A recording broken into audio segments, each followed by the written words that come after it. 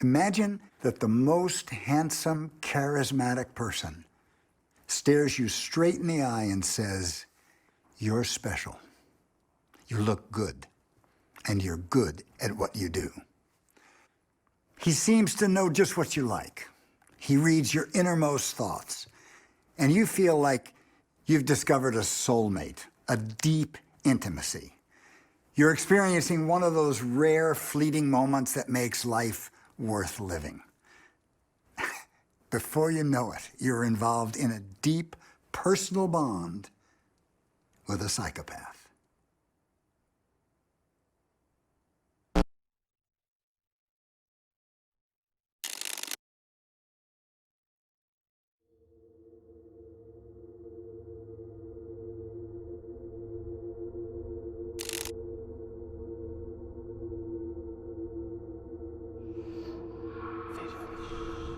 What are psychopaths?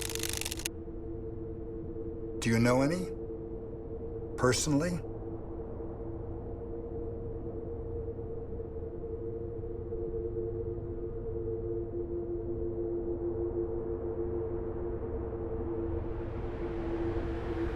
As recently as 2008, most people were just getting on with their lives.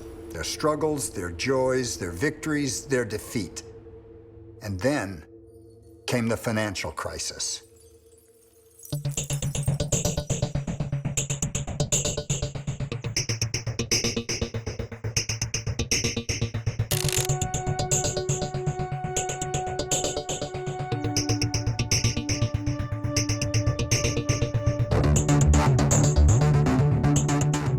What shocked everybody is how it all happened so fast. Bang!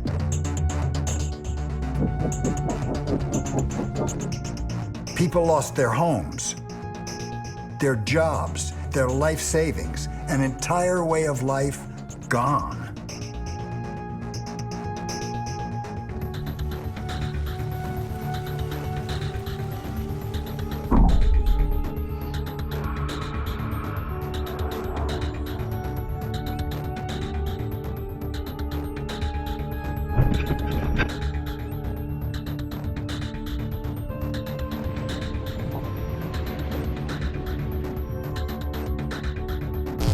The only thing we can say with certainty is that this is not the first time we've screwed up.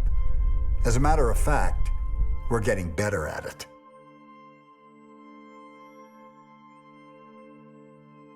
I'm sure you've heard a lot of people say that we live in unique times, that society is in trouble, that the situation's critical. The ancient Chinese said, "A fish stinks from the head." But is that true? Is the answer really so simple?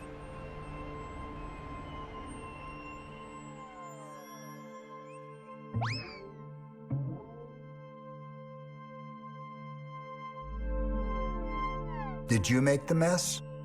I didn't. So who did?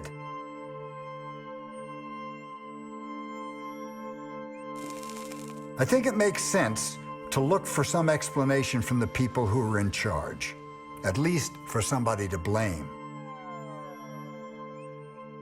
At first glance, it does appear that the world's elites, politicians, bankers, business leaders, have all, once again, completely failed in their given roles.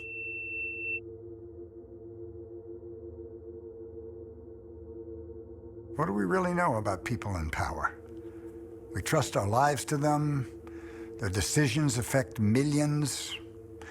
We know that some of them, at least, are not the nicest people on the planet. Could they be psychopaths? In their book, appropriately titled Snakes in Suits, psychologists Robert Hare and Paul Babiak propose a new and provocative term: the corporate psychopath.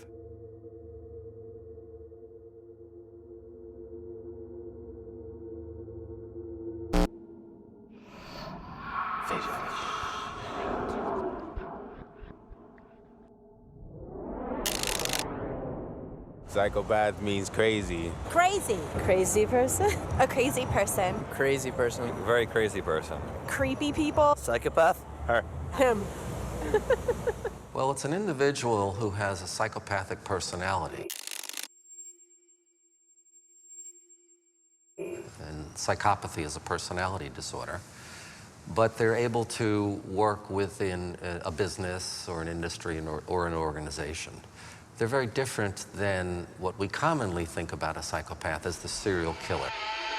These individuals have the same personality characteristics, but through education, through where they live, they are able to get jobs in big business and do fairly well for themselves.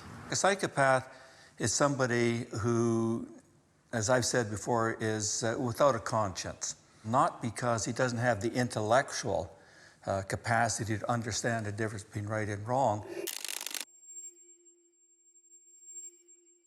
It's because the emotional connection with cognitions, thoughts, and so forth is absent. Some of the characteristics would include this stunning lack of empathy, lack of concern for other people, the ability to look at other people as mere objects. When normal people are processing emotional material, there is greater activation in parts of the brain that nature's designed to handle emotionality. You can tell the difference between an emotional and a neutral event for these individuals, but for the psychopaths, you can't.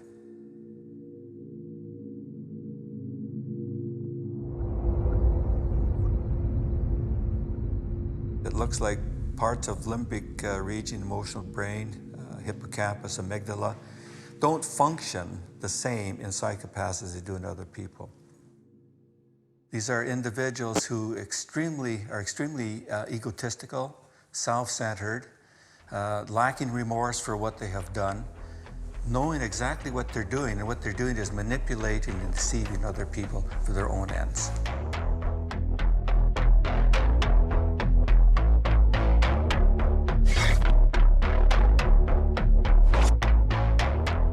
A lot of the psychopaths that I've known, and I've assessed over 160 of them, a lot of the ones that I've known, they don't have an evil appearance or an evil feel. They're out to con and manipulate you. So they're charming. They're very charming, and they come across as being extremely easy to like. Most of them. What you see in the movie is the dark side of the personality. What you see when you actually interact with them is the mask that they're presenting, with only a glimmer here and there of the dark side. And so if we learn from headlines in movies that psychopaths have this dark side, and we go out looking for it, we're not going to see it. And we'll conclude that they don't really exist, or if they do, I've never met one. But you probably have met one, you just haven't seen behind the mask.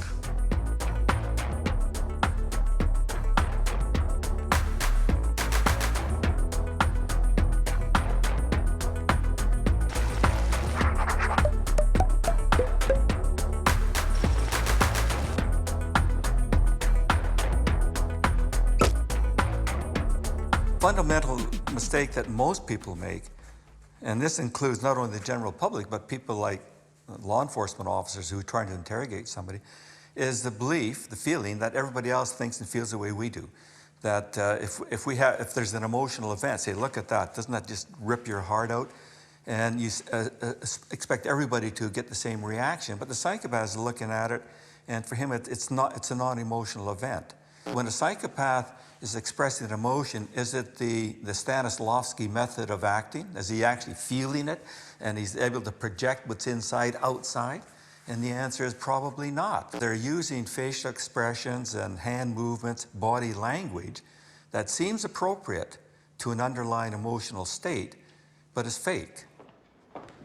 I consulted on a movie with Nicole Kidman called Malice, and she wanted me to go down to Hollywood to help her portray what appeared to be a sweet, loving woman, but who's really a psychopath, So anyway, she said, look, you've got to give me a scene. And I thought about it, and I don't know where it came from, but this is the scene I gave her. You've left your apartment, and you're walking down the street, and there's an accident. And then you look at the child who was on the floor or on the ground, hit by the car, bleeding, probably dying. But kneeling beside the child is his mother. And she's emoting, she's going through every possible emotion that would be appropriate for that particular scene. And instead of watching the child and being horrified by the whole thing, you're kind of impassive, clinical, you watch the mother. And then you look at the child, back at the mother. And then you just walk away, unconcerned, walk back to your apartment, walk into the bathroom, stand in front of the mirror, and mimic the mother's expressions. That's it.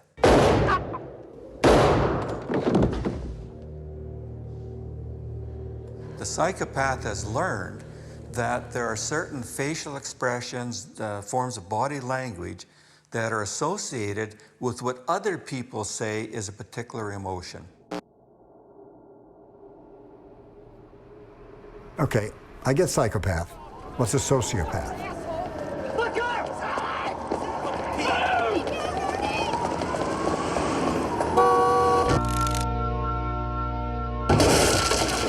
One of the better distinctions between a psychopath and a sociopath was made in the film Reservoir Dogs. And Harvey Keitel says, you know, I rob banks, and if I have to kill 3 people, that's my job. I don't like it, but that's what I have to do. Psychopath ain't a professional. Can't work with a psychopath. That effing psychopath over there, the other individual, he likes to kill. You don't know what those sick assholes are going to do next.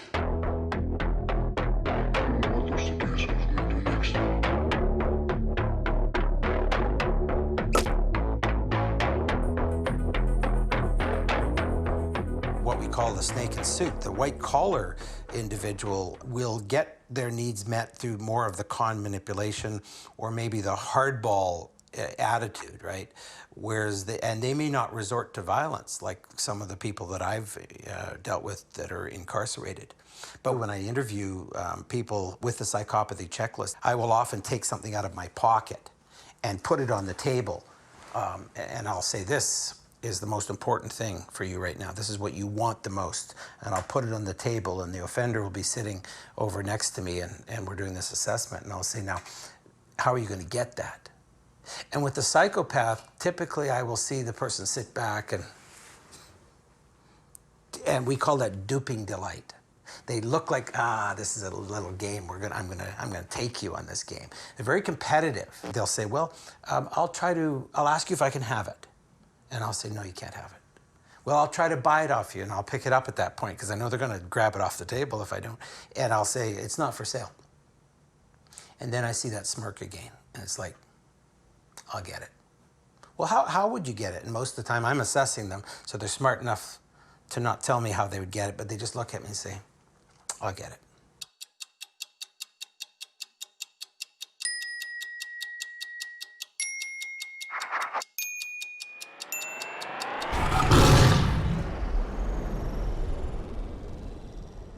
If we take 1% as a working number for prevalence of psychopathy in the general population, we could always argue that this is such a small number, why even bother? The problem is that these people move around a lot. They're always looking for victims, and they find them. So they go to the watering holes, to the feeding grounds, they go where the action is. Chances are that virtually everybody in our society is going to come across and be affected, influenced by 1 or 2 of these people in his or her lifetime. Doesn't sound like a big number until you think that that's 1 in 100 people. In the average movie theater, when you go to see a movie, you're sitting in a room with 100 to 200 people. So it's quite possible for you on any given day to bump into somebody who has a psychopathic personality.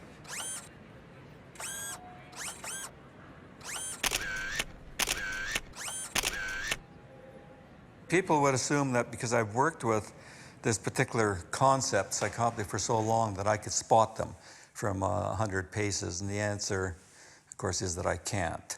I'm no better at it than most people. You cannot determine to what extent somebody might be psychopathic simply by looking at them, even talking with this person for 5, 10, or 15, or 20 minutes. Sometimes it may even take 6 months or a year. And the problem is that we continue, as a species, we're sort of programmed to do this, we continue to evaluate people the way they appear to us. We tend to be very forgiving in our interpersonal relationships with people. We're often open to their explanations and their rationalizations, and we give forgiveness. We also, when building a relationship with people, believe that they are real. What a psychopath does is they weave a picture of a person that's really a dream. It's a spirit, it's not real.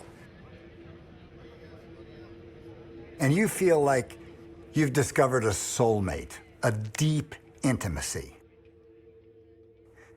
And you're experiencing one of those rare, fleeting moments that makes life worth living. And before you know it, you're involved in a deep personal bond with a psychopath. Once you're in that bond, we call it the psychopathic bond, you don't want to break it. And it often amazes the friends who are watching from outside. You're still with him, or you still believe what she said, or can't you see is very common. And they really can't see because of the strength of the bond that's been built. Now, when the psychopath is done with you, they leave. They've never had a bond with you. It's all been a game. And so they just stop playing and move on to the next target.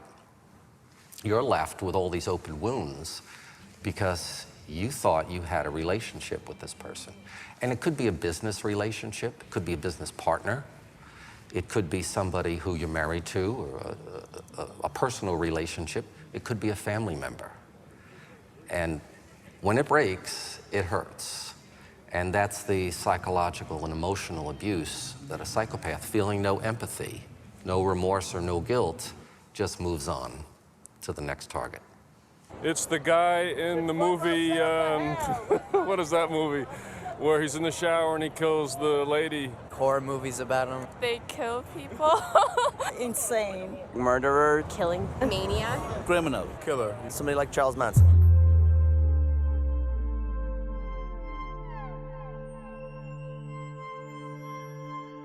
For many years, it's been thought that the psychopath leads a terrible life, that they're not successful. The downward spiral was often mentioned in textbooks. But now we know it's quite different for many psychopaths. And maybe it's because they have greater access to education. Every psychopath that I've met has had a college degree and a couple have had PhDs. So there's greater education. There's the ability to look corporate, to look like a business person, as opposed to what one thinks of as a serial killer.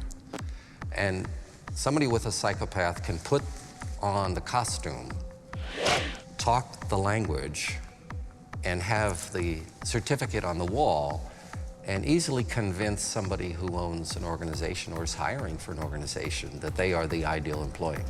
Over the years, we've coined the term corporate psychopath to describe this particular individual. They share the same personality disorder, but we want to make them somewhat distinct so that people don't confuse the serial killer with the corporate psychopath.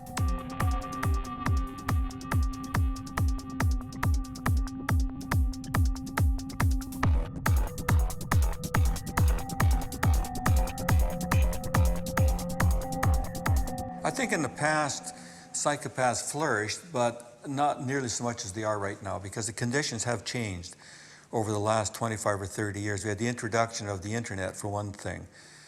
We had all this trading that can go on at arm's length. You know, you can make a trade involving 100 million people at one time rather than doing it face to face.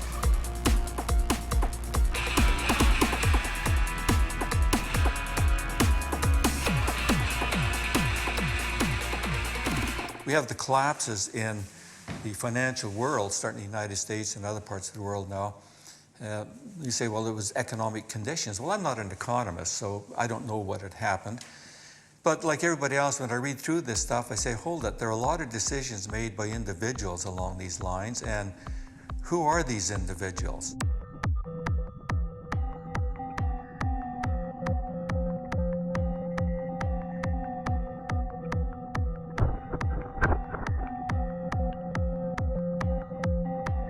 It would be very difficult to identify who they are because they blend in. When you are talking about making a business decision, most businesses are risk averse, or they want to manage the risk when they make a decision, whereas a psychopath will do something risky just to see what'll happen. Making a decision that others would have taken a long time and a lot of data to come to, they'll do it on a whim. And because they are fearless, it could even hurt them, but it doesn't bother them. We mostly accept the view that our society is shaped like a pyramid, where a minority of the people at the top make decisions and laws for the majority at the bottom. In the year 2000, the richest and most powerful 1% of the world's population owned 40% of all global assets. The richest 10% accounted together for 85% of total assets. And in sharp contrast, the bottom half of the world's population divided between them barely 1% of global wealth.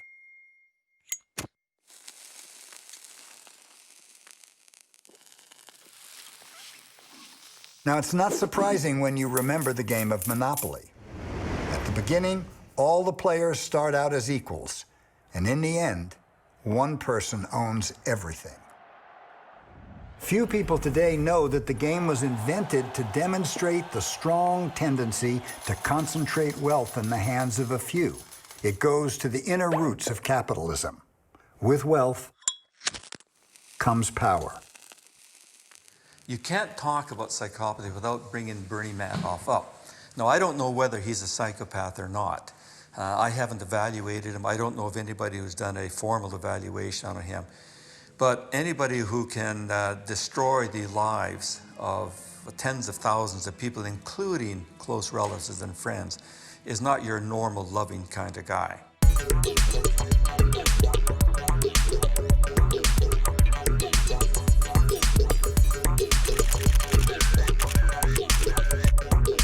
In the spring of 2010, we heard back from Professor Hare. For the first time in history, his team was able to fish for psychopaths within the highest ranks of management at Fortune 100 companies, at the very top of the pyramid. We have a new study looking at corporate psychopathy. It's the first empirical study of this sort. Now, we had all sorts of anecdotes and we speculated, and even in Snakes and Suits, we would talk about individual cases. It's unusual because, to my knowledge, it's the first study that was able to use a well-validated measure of psychopathy with a lot of high-level executives. We have access to 203 senior management executives, people who were selected to go on to further management training. They were considered fairly high potential individuals. The results are actually rather fantastic. The distribution of psychopathy scores in this population of high-level executives is about what you expect in the general population. What differs for this group is that there are more people with really high scores.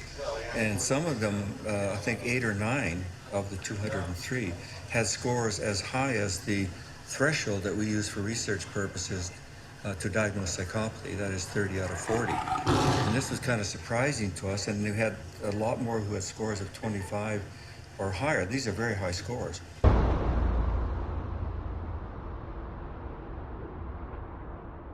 Here we had people who had very high scores in psychopathy, very psychopathic, and yet were seen as good employees, high potential executives, and whose performance was exceedingly bad, and yet they were still rising up to the top. We had several people who were vice presidents of their corporations. We had others who were directors and supervisors, high-ranking positions, and yet they had all the characteristics and qualities that should actually doom them to fail.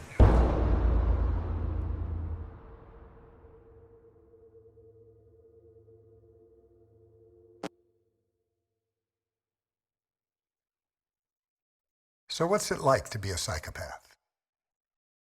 You never have to feel guilty or ashamed again. Never. None of those sticky, uncomfortable situations. Responsibility? What's that? It's actually funny to watch when people cry. All you need is to smile at them, and they'll think that you're the nicest person in the world. You're so cold and analytical, and they don't even have a clue. They can never guess what's going on inside your head. You can do anything you want. What happens in an organization is that the psychopath can mimic the high potential employee. And so they hide amongst this group of individuals. And high performers in organizations tend to get more resources, they get more training, they get bigger projects, bigger budgets, more staff. All the trappings of corporate power, which is exactly what the psychopath, who's a parasitic predator, is looking for. And it is unfortunate for the organization on the whole that the psychopath can do this. What happens in that small group is that the psychopath realizes that all of the other high potentials are rivals or potential rivals and begins to take them out through manipulation, lying, backbiting, all of those kinds of behind-the-scenes activity. The organization then begins to lose this cadre of high-potential performers. They either leave of their own volition, or they're set up and they're fired, or they're sent to another division where they're out of the way. And then the psychopath has taken control. So yes, they do have an advantage because of their personality. And it really is up to the organization to set up some control mechanisms, some monitoring mechanisms to be able to differentiate the true high performer from those who only look like that. You could probably see it at the world level. You're thinking of governments, government leaders, and I see no reason why somebody who is very, very psychopathic couldn't end up as a leader. We've had this many times in history. You can go right back to the Romans and the Greeks and the Egyptians and just trace them all the way through, and many of these people clearly would qualify as psychopaths. But given the times and the context, they did fairly well. Now, a lot of people suffered because of it. And I think what's happening right now is that if we value what these people are doing, or maybe to put it another way, we don't actually pay attention to the bad things that they're doing. We look at, this is terrific, the guy's he's doing this, he's making lots of money for us, and our popularity around the world is increasing, we're moving our armies around, and we're getting all this prestige and so forth, but people are suffering.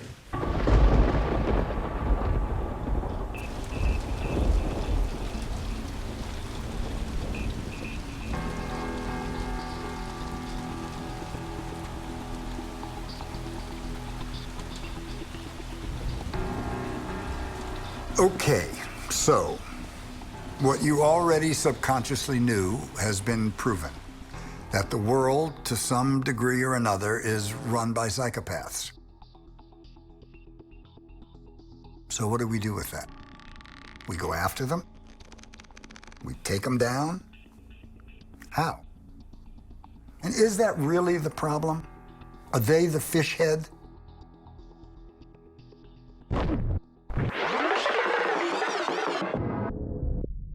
Given a choice, you might want to be one. I mean, or at least a sociopath.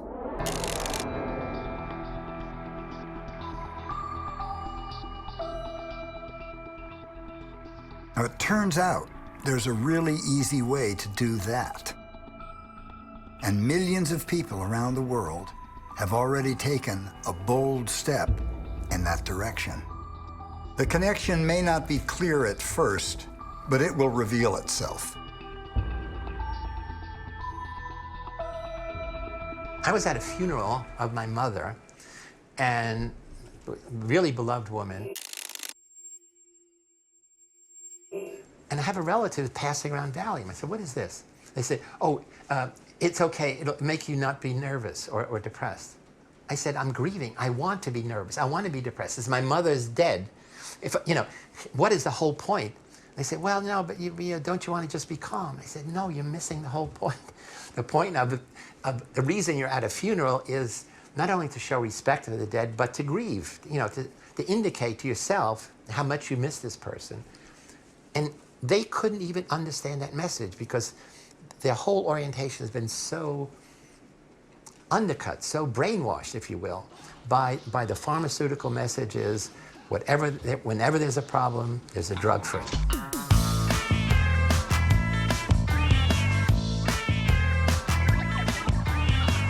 It's a drug. Which make you feel happy. Antidepressants, sure, yes. Yes, I have heard of antidepressants. Yeah, I know what they are. But I don't know anybody. It's a medication. Yes, medication. Yeah. Yeah. Yeah? I honestly don't know. No. I heard about them. That sounds really familiar. I think so. Yeah. Yes. Zoloft, Prozac, no. Xanax, yes. Do you have any? A little more than 67.5 million North Americans have taken a course of SSRI antidepressants, which is a phenomenal situation. I do not have any personal experience now. None? I'm a very happy person. Are you? No. I'm a happy person. No personal experience. Not personal. No personal knowledge. No. No. No. No. No. No. No. No. No. No. No. Personally, no. But I know people who have had experience with those type of things.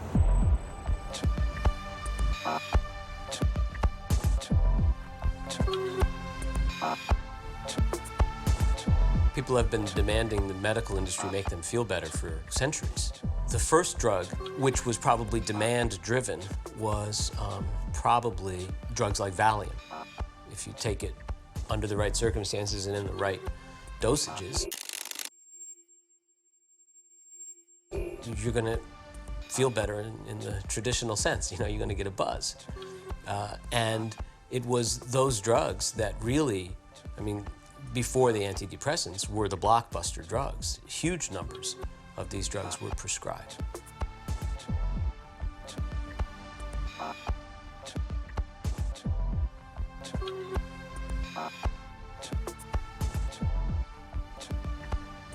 Valium cut through to the masses. It's an anti-anxiety agent and a very effective anti-anxiety agent with a lot of side effects, and it's very addictive.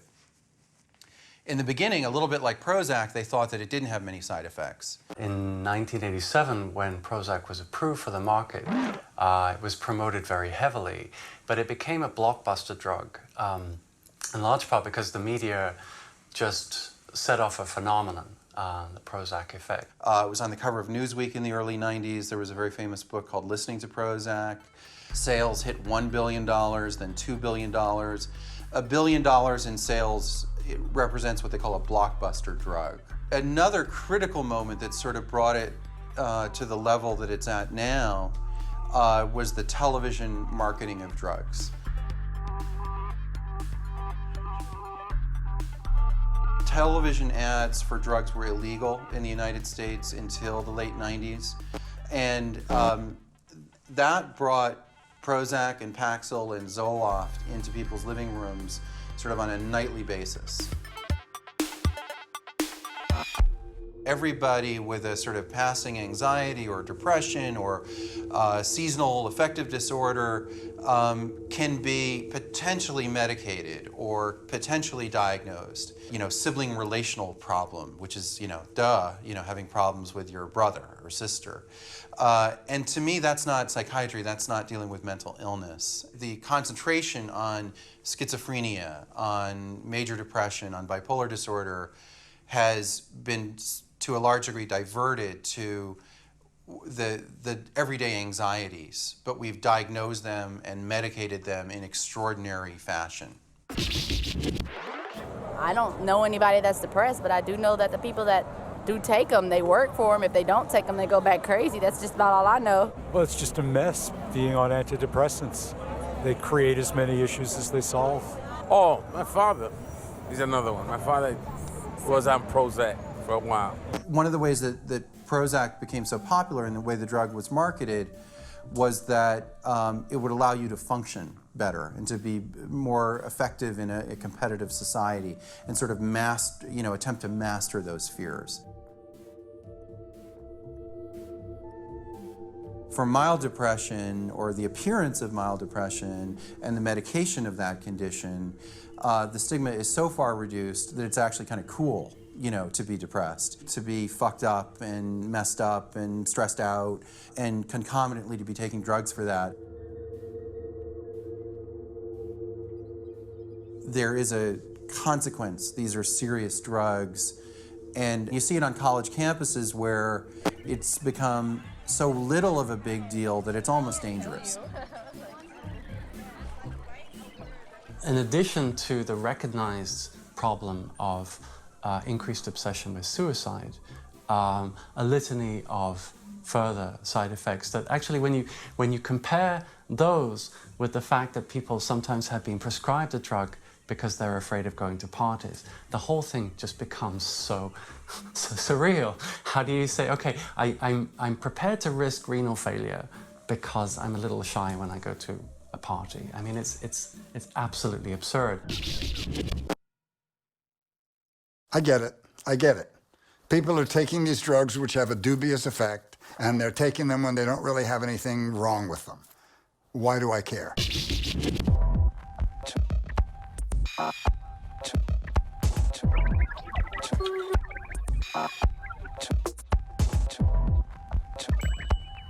The drugs that we take for depression now, the SSRIs, largely work by changing the metabolism of serotonin in the brain.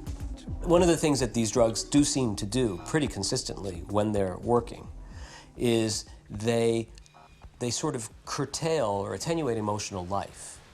So many people describe how they're in situations when they've been on the drugs for a while where they know they should be getting angry, or they know they should be sad, and they sort of are sad, but they're not feeling what they would expect to feel. I've written about how the drugs generally, for some people, sort of numb them out, and many people have written about how, our normal affect, which is mood, will go up and down. And many, many people have written about how that range becomes much more, the highs get topped off and the lows get bottomed out with Prozac and similar drugs. And I've seen, definitely a narrowing of that emotional range and an associated indifference to the larger world. I think that it's possible to say that without that access, without the access to those depths of feeling, it's very difficult to develop empathy of the kind that really affects behavior. I mean, if you look at the global economic meltdown, whatever we're going to call this time that we're living in right now, anybody reading the New York Times or listening to the nightly news knew that there was a bubble, whether it was the high-tech bubble or the housing bubble. They knew it was happening in broad daylight. So what allows people to stand back and watch that happen? It's interesting to see this. And then if you add to that the fact that the particular nature of these bubbles is that it's all form and no content. It's all ambition, it's unbridled speculation, and it's fueled by what? By confidence. If you go and you look at what people experience when they take these drugs, what they experience when they take these drugs is an upsurge in feelings of well-being, confidence, resilience, the ability to sort of take what comes and not let it lay you low. And I think that it's possible to assemble a picture where it at least bears investigation what these two phenomena have to do with each other.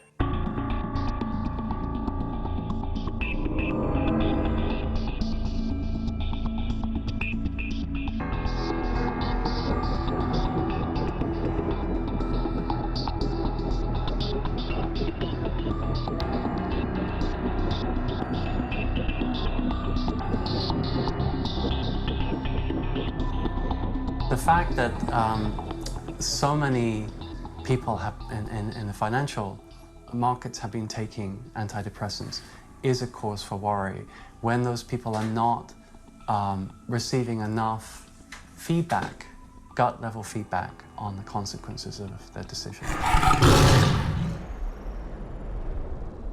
Speaking personally, because I've taken the drugs, fear seemed farther away. It seemed like coming from a different place. What I described is something that bothered me before the drugs, before Prozac, that felt like a steak knife if it was on my cheek, felt like a butter knife. And so the sharper things in the world went from steak knives to butter knives. The issue of emotional blunting that is widely known to be a side effect from SSRI antidepressants becomes very worrying in those contexts because those people need to feel a certain amount of feedback, as it were, perceptually with their actions. It's one thing to know it cognitively, in theory. It's another to feel it viscerally. I am trading billions of dollars with this transaction. Is it wise? Is it cautious? Have I correctly interpreted everything? And the body, the mind needs that kind of feedback.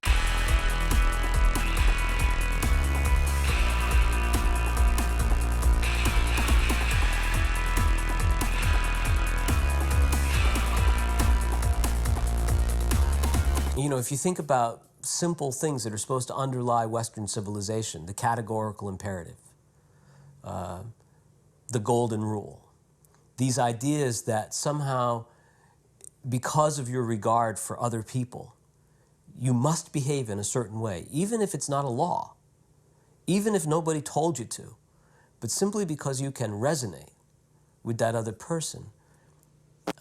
I think we need access to our full range of emotional experience in order to do that. So it's still a leap from saying that to saying that the drug amplifies or even causes sociopathy. But it's a very suggestive link because I just don't know what else is going to guarantee that we don't just cream each other all the time.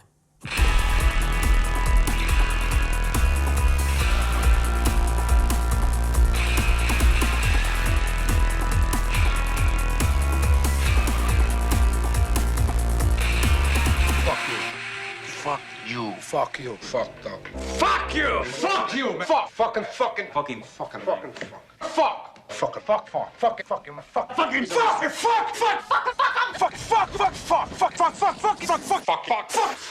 Okay, let's go back to the beginning. It's tempting to want to stop here and say that the problem, the ultimate fishead, is psychopaths and people taking happy pills to deal with psychopathic conditions. But that's sidestepping the main issue, which is why are we, the rest of us, not doing anything about it? So what's the connection between psychopaths and happy pills? Empathy. Simple human empathy, or the lack of it.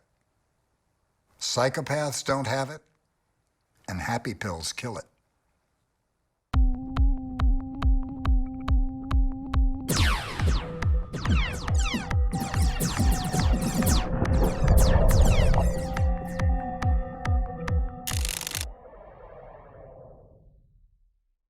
For me, what's interesting is I wrote a book called The Lucifer Effect, and the Lucifer story is identical to the Adam and Eve story. And they're both stories about the horrific consequences of disobeying authority, God. You could be God's favorite angel and become the devil. You could be God's favorite human and be cast out as a traitor, as an infidel. And so that message, which is really deeply impacted, certainly in Western civilization, leads us to be blindly obedient to authority. So the famous research by my colleague Stanley Milgram shows that at least 2/3 of all people, of all ordinary citizens, when told by somebody who seems like an authority to physically punish someone else, They blindly obey. So going back to the famous study by Stanley Milgram in which he gets 1,000 ordinary citizens from 2 towns in Connecticut to believe that they are teachers trying to help a learner learn by punishing errors. But the learner, who is actually a confederate of the experimenter, and the teacher doesn't know, keeps making more and more errors, and the teacher keeps shocking him more and more and more on this big shock box, until there's a point at which he stops responding, he's probably unconscious, and instead of quitting, the experiment says you must continue to the very end, which is 450 volts. 2/3 of all ordinary Americans went to the end, 2/3. But in the many experiments he did 2 that have been ignored. In one, you come in ready to help, to be a teacher, and when you sit down, you observe somebody from the previous experiment going all the way. In another study, you come in and you observe 2 people refusing. So they are 2 social models of evil and good. And you know what happens? If the base rate is 60% who blindly obey, when you see somebody go all the way, it becomes a negative model for you, and 91% of all the population in those studies go all the way. But if you see people rebel, 90% refuse to go on. And so this is something we have to deal with. Why is it that it's so important for most societies for people to blindly obey authority? To blindly obey authority means be mindless, don't be mindful, don't do critical thinking, just do what you're told. And that then links up. If parents say, mind your own business, don't get involved, don't think too deeply about it, just do what I say. That is one of the worst things that could happen in any society. An unthinking society is a society that's vulnerable to these psychopaths because they say, I have the answer, I have the way, I have the money, I have the power, I have the status, I can give you jobs. All you have to do is do it my way.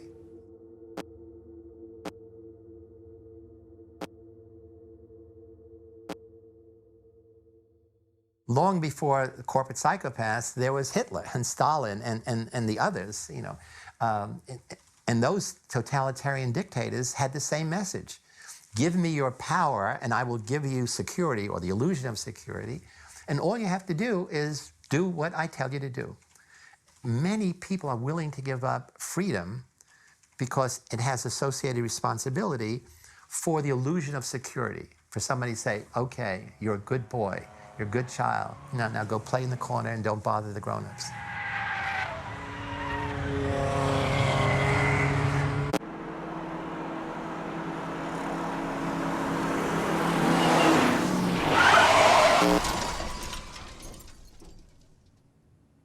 And so in that sense, it's a prolongation of immaturity.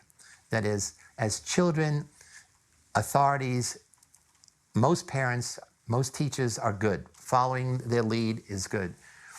But nobody teaches us to make the distinction between just authority that deserves our respect and unjust authority that deserves defiance. And that's a big problem because as you grow older, then here are these psychopaths, political, religious, organizational, industrial, who put on the same mask and say, follow me. And you say, okay, without thinking why, where, when, and how.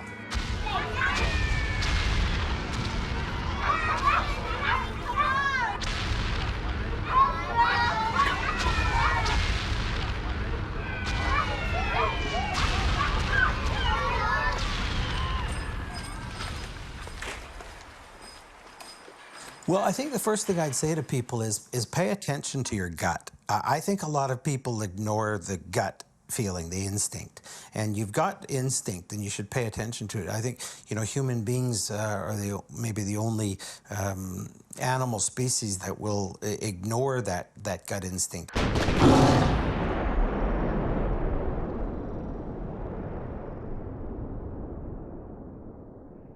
The problem isn't that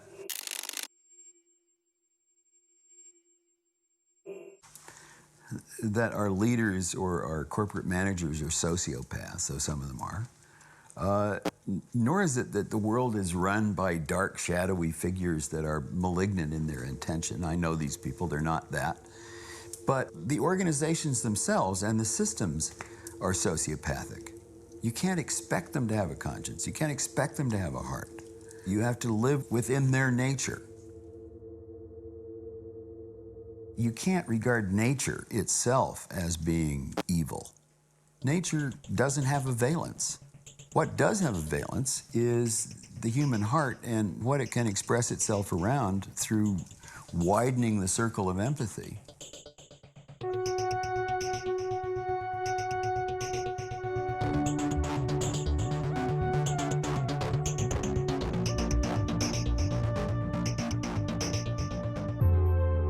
Why should I care more about empathy than the next guy? None of the rich guys made it big through empathy. Why should I give up my comfort and my aspirations? We all want to win, don't we? What I see over and over again is the collision, if you will,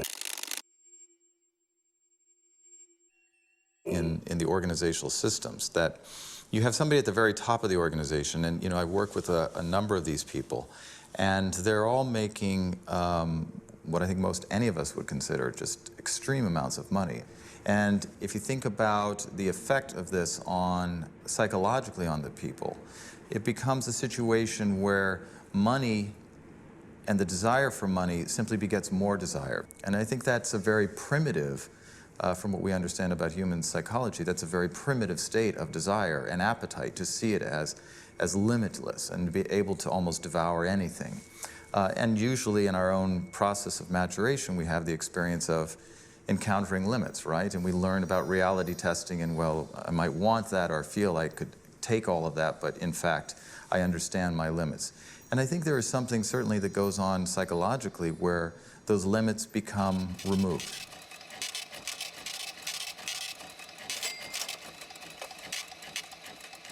These are crazy times, and people are crazy within them, and institutions are crazy within them, and this is how it will be as we try to adjust to the idea that everything we know is wrong. But I think there are some things we can do to make them better, and one of them is to give up on the pursuit of happiness, in the sense that happiness is something you get from more.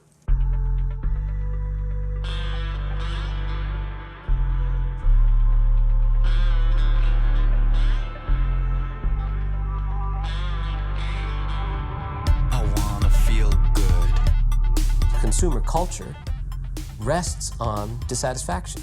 When we long for something, our notion of that is that unless we can get it, we're never going to be happy. And in the consumer society, the fact that you can't get it means there's something wrong with you.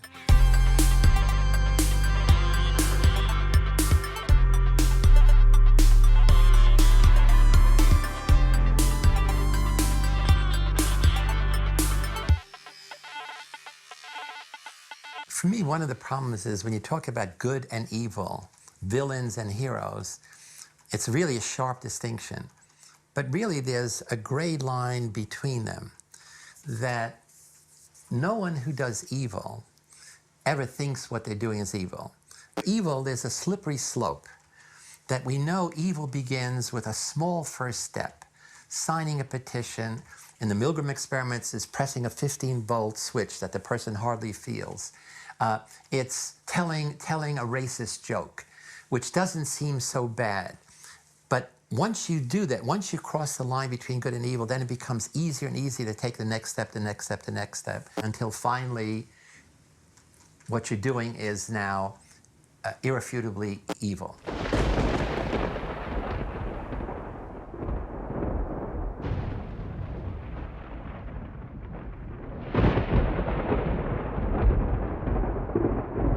One of the great heroes of this century is the former president of Czech Republic, Václav Havel, who was a playwright.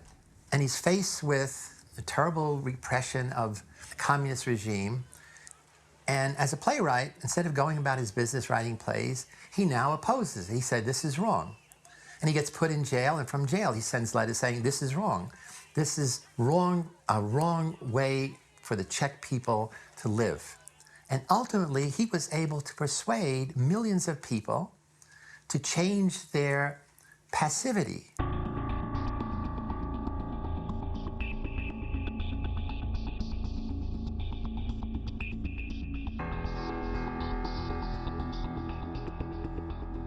Každý z nás zná takový podivný pocit ušpiněnosti, zapatlanosti.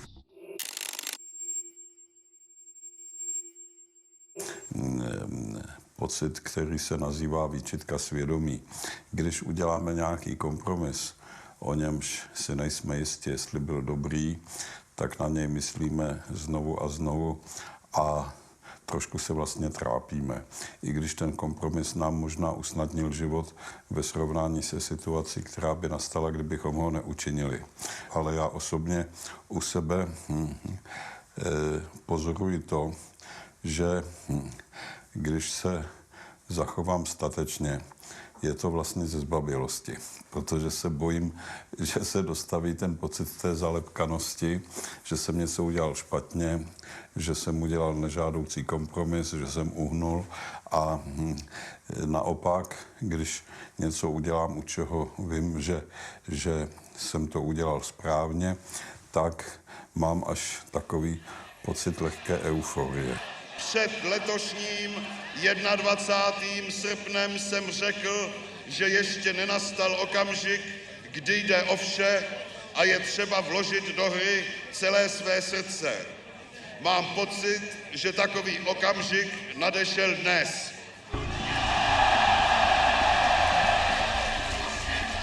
The reason that most people do nothing is that they respect every mother in the world who tells their child, mind your own business, don't get involved. People get programmed not to look at evil, to mind their own business, not to get involved, not to take the heroic action. And essentially what it is, we're also being programmed to be egocentric.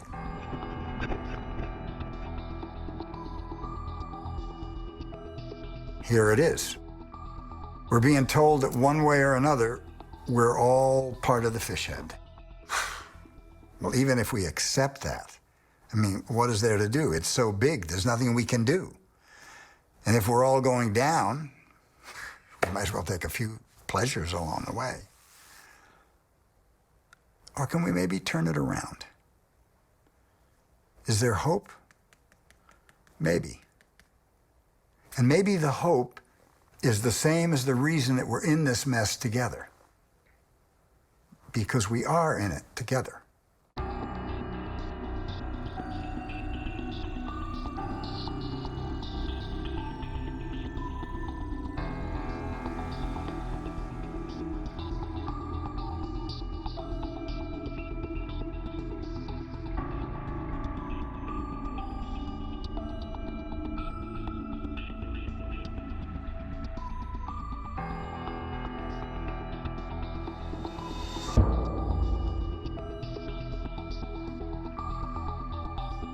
Nicholas Christakis and James Fowler are not the only people to research humans and their behavior, but their work shows some surprising facts about how much we're influenced by people around us, and more importantly, how we influence people around us, even complete strangers. Or what I think is somewhat novel about the work that we've done is not that we've shown that people are affected by those around them. Because this is common sense, right? We know this. We know that human beings are affected by others. But what we've been able to show, I think, is that we're affected not just by people who are 1 degree removed from us, but also by people who are 2 and even 3 degrees removed from us. Not only is it the case that our friends seem to affect us, but our friends' friends also seem to affect us. In fact, this spreads to our friends' friends' friends at 3 degrees of separation. The point is that it's not just 1 degree, it's more than 1 degree. The point is that we don't just affect those around us, but we affect other people who are strangers to us. And that we are not just affected by those around us, but affected by other people who are strangers to us. And we find that this is true for obesity, for smoking, for happiness, for loneliness, for drinking behavior, for depression. Everywhere we look, we find this 3 degrees of separation. You tend to affect your friends' friends' friends and no further. And your friends' friends' friends tend to affect you and no further. Human beings are assembled into these elaborate, complex, branching, lightning-like structures, where I'm connected to you and you to others and those others each to others, and you get this incredibly baroque, intricate, beautiful pattern of human social networks. And most people, when they hear social networks nowadays, they think about the online variety, which is a very recent phenomenon. You know, the last 5 or 10 years, we've been assembling ourselves into these online networks. But in reality, human beings have been assembling themselves into social networks for hundreds of thousands of years. Even though the results of their study have been verified, there are still those who remain unconvinced.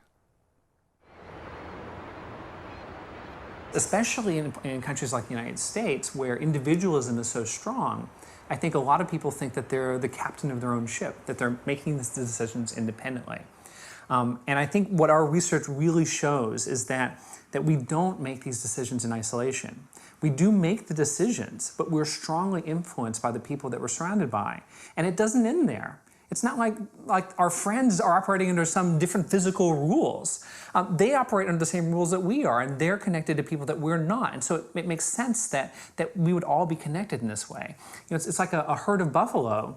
If you're in the middle of that herd of buffalo and the buffaloes on the edge start turning to the left, that's eventually going to reach its way to you, and you're going to be turning to the left with the rest of the herd as well.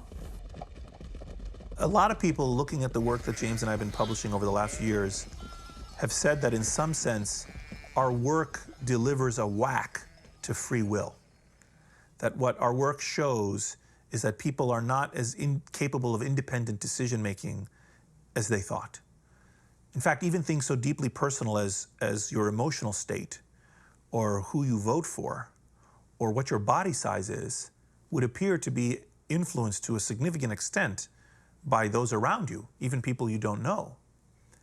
And that in some sense, therefore, we're not capable of as much free will as we thought. And that we are not as free to make choices as we thought, that we are influenced by others. And that's true. But it's also true that our work actually supports the importance and lifts up free will.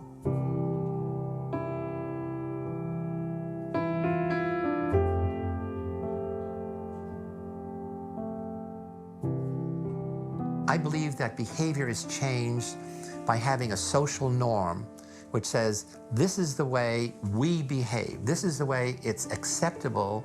This is the way it's appropriate to behave. One of the fundamentally interesting things about human social networks is that networks tend to magnify whatever they are seeded with. So they will magnify germs, they will magnify fascism, they will magnify smoking, drug use. 20 years ago, if I was in a room with 10 people smoking and I was the guest of honor, I would have to leave the room when my eyes teared up. And when I wiped the tears away, I came back and they said, okay, now we can go on with the meeting.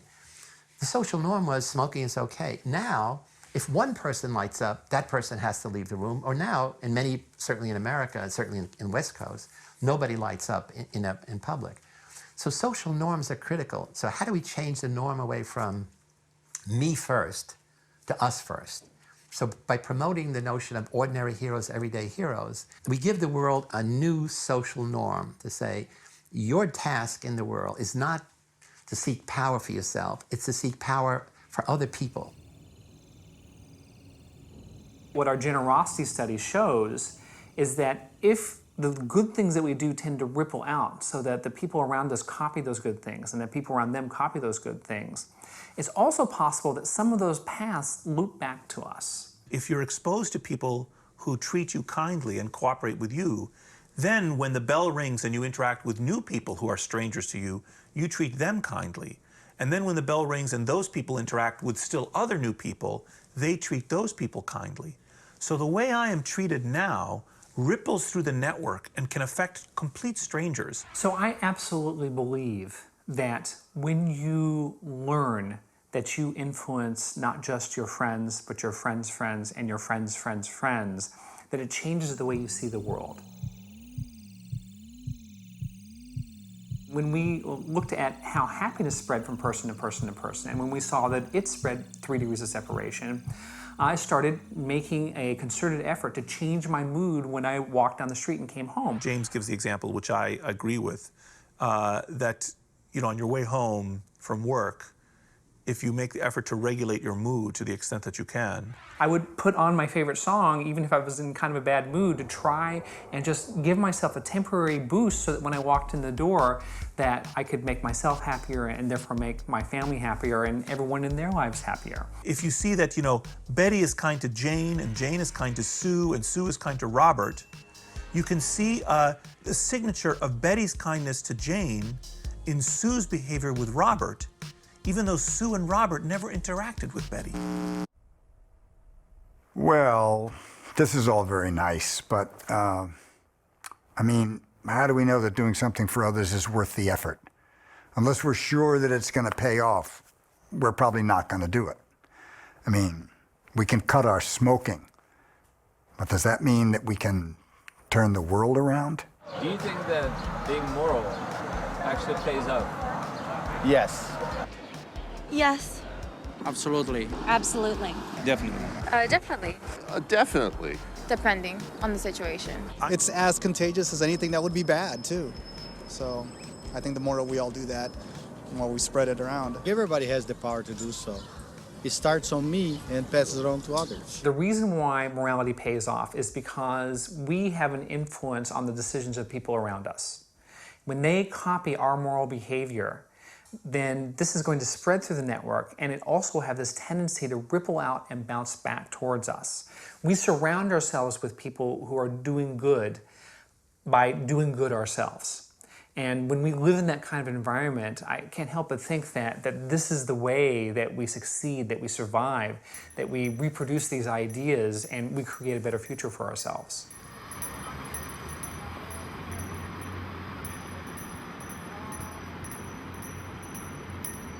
Já mám na to takový přirovnání našeho příběhu, českého příběhu, kdy ta opozice, ti disidenti takzvaní, byli všemi považováni za blázny, protože se to zítra nebo pozítří nezmění v nějaký konkrétní úspěch, to jejich počínání. A ono se posléze v jakýsi úspěch změnilo. Že ale nebylo to proto, že jsme kalkulovali s tím, že zítra nebo pozítří se to stane, i když bychom to uvítali, ale prostě proto, že jsme to dělali z principu. Is it important to be moral? Yeah, for sure. Yeah. Yeah. Maybe. Of course. Well.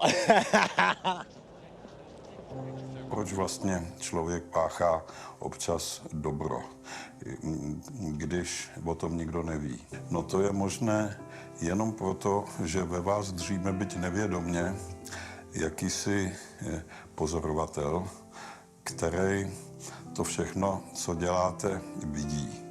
No a co to je jiného než věčnost, než nekonečno?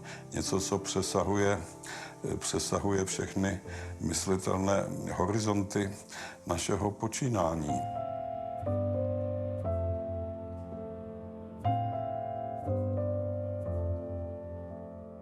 Do you feel motivated?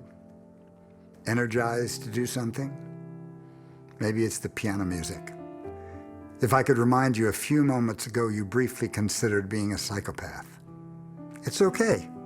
It's a surprising function of our brains that we can hold radically opposite views simultaneously. It's a natural part of our makeup. In times like these where there is this madness, it becomes really important to remember that what basically is going on in the world is how you are with the people immediately at hand and how you treat yourself and your children and the people directly around you. And yeah, there will be winds and weather and economic storms and social storms and political catastrophes and much that is incomprehensible. But what goes on, eye to eye, face to face, heart to heart, day to day, remains the same.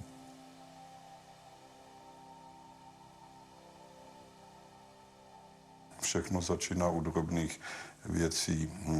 Nemusí člověk vymýšlet vize lepšího světa. Stačí, když se v tom prostoru, v v němž se pohybuje, když se začne chovat slušněji, v souladu se svým svědomím, nikoliv tak, aby měl onen nepříjemný pocit upatlanosti, že? A stačí, když to dělá v tom svém mikrosvětě. A ono to může se šířit, rozrůstat jako epidemie a také nemusí, zůstane to navždy v tom jeho mikrosvětě. Ale stojí to vždycky za to.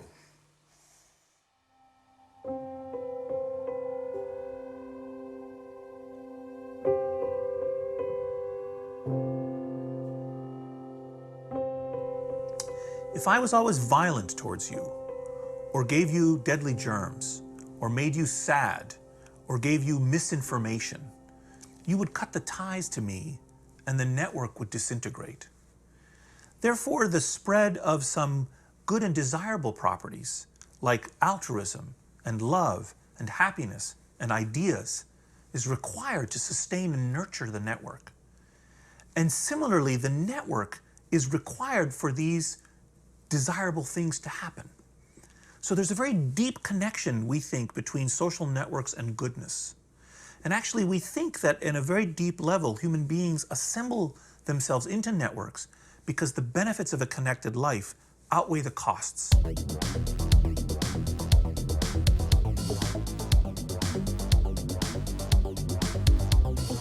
I've been studying the human condition for more than 40 years, focusing primarily on what makes ordinary people get seduced into evil. But now I realize, and I'm aware, that most ordinary people are really basically good. But they're good and passive. They're really not going to get seduced to evil, but they're not going to be willing to put in the energy to be a hero. And what we're trying to do is create a social movement in which we want to give voice to the silent heroes out there. Because there are many people who have the potential to be really important heroes, not only for their family, for their neighborhood, for the community, but for the nation.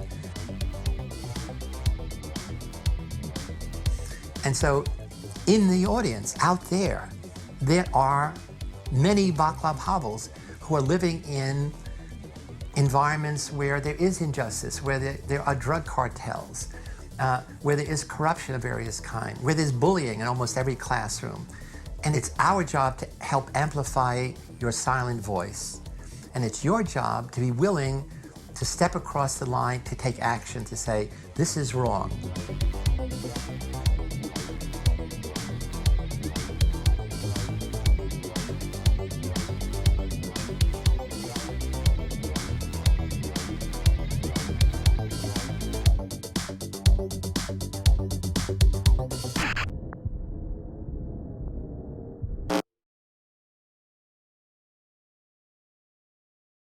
So imagine that the most charismatic, handsome person looks you directly in the eye and says, you can save the world. What would you do? We can deal with the fishead if we remember that we're in this together. And we stop looking at the top of the pyramid where the celebrities and the leaders are, and we look side to side. The advantage of being in a herd is that when as few as 5 to 6% of the total population becomes aware of something, like danger, for instance, nearly everyone becomes aware. And our success is going to depend on the answer to two questions. How many are we? How close are we to the 5 to 6%? And what will you do?